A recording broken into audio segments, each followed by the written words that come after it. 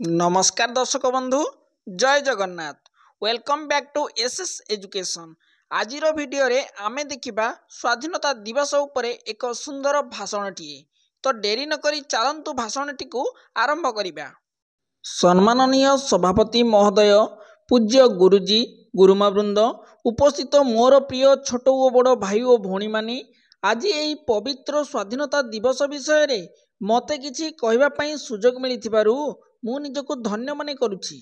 आज आमे एठारे काहेकि उपस्थित होइचे ताहा आमे समस्त जानिछु।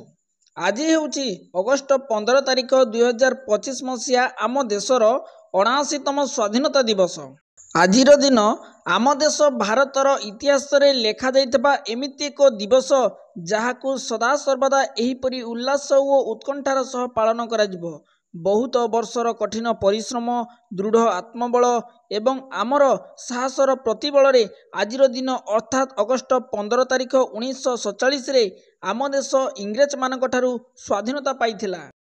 सही वीर स्वाधीनता संग्रामी मानक बलिदान को सम्मान देबा पई प्रति वर्ष आमे एही दिवस को पालन करिथाउ। प्रथमे विप्लव आरंभ होइतिला मंगल पांडे ठारू।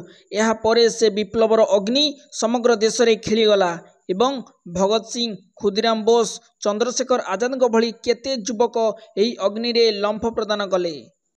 से अग्निर ताती बढ़ी चलिला सिना हेले कमिला नाही। आम प्रिय नेताजी सुभाष चंद्र बोस एवं जातिर पिता महात्मा गांधी से स्वाधीनता संग्राम मुखिया हिसाब रे देशवासी मन रे स्वाधीनतार अग्नि को उजागर करी चलिले।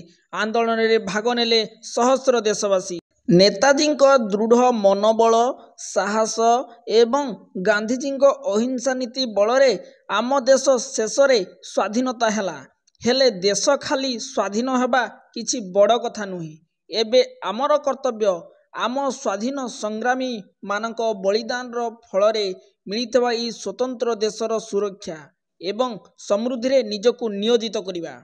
आम प्रिय देश को स्वच्छ, सुंदर एवं सुरक्षित रखिबा। आमे आज एही क्षण रे पण नेबा जे आमे आम देश को सबु बेले भल पाइबा एवं एहार विकास और सुरक्षा प्रति यत्नवान हेबा।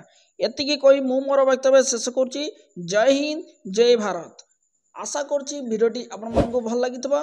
तेबे भिडियोटी को लाइक टे कर दियंतु एवं चैनल को नुआ करी आसीतले निहाती भाबरे चैनल को सब्सक्राइब करि दियंतु।